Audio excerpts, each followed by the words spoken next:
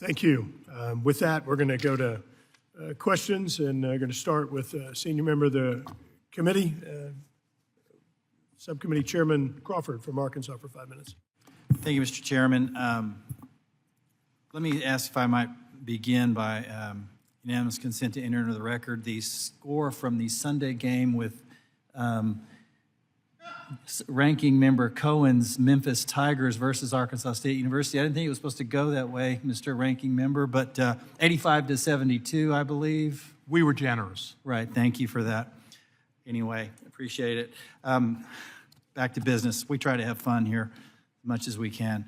Mr. Woodworth, I'm always concerned about how other countries are competing against our domestic industries in areas like drones, which you obviously have a lot of expertise in. And one of the recurring themes in this hearing has been rulemaking with regard to FAA and the delays associated with that. It's been terribly delayed. Can you tell me what effects the FAA's delay in issuing this rule, the rules have had on your domestic drone industry? I'm especially concerned about workforce development, manufacturing, and how we're falling behind with competitors from countries like China and other adversaries. Yes, thank you for the question, Congressman. Yeah, I think that the perfect example is sort of where I was a year and a half ago when I was before this committee talking about sort of how we were stuck. Our operations in the United States were very limited. We had a handful of sites, and most of our operations were happening overseas because that was where sort of the regulatory environment allowed for the operations to occur. That is largely due to sort of having existed in this space of an exemption-based set of approvals. So rather than having rules that you can operate by, sort of everything was going to the agency and asking for exemptions. That's a long process. That's an unpredictable process.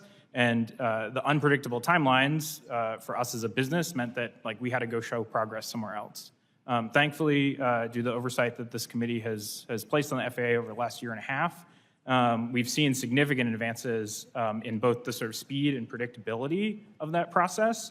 And I think that sort of the next touch point to check on that will be getting the BVLOS Notice of Proposed Rule published so that industry and other stakeholders can look at it and see if it does match the intent that you all put into the bill.